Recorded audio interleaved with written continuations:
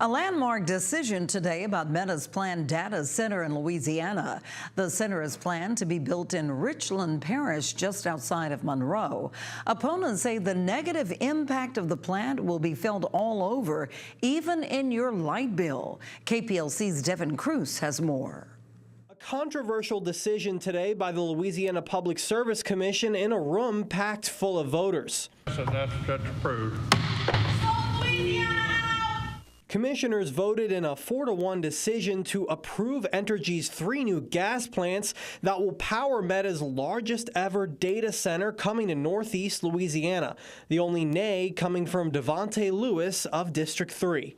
And the truth is there's a lot of things that I just cannot verify at this moment. And so in evaluating all the costs, the benefits, positives and negatives, certainties and uncertainties associated with this deal, I am still left struggling with some fundamental questions. The 70 football field-sized AI powerhouse will need around 25,000 megawatts in power. Entergy says they are building 3 natural gas power plants to do it, unlike what other states have done by just adding the load to the grid. You know, here in Louisiana, we're doing it the right way. We want to avoid that circumstance, so we are proposing to add the right amount and type of generation. Voters and advocacy groups say that the deal with Meta excludes over $500 million being spent on transmission lines for the data center. They say Entergy is footing that bill and could pass along the buck to customers.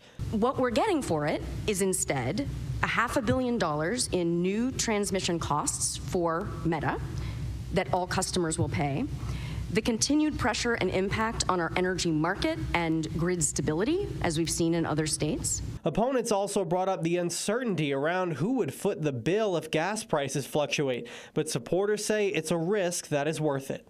You know, that is part of the determination of the public interest.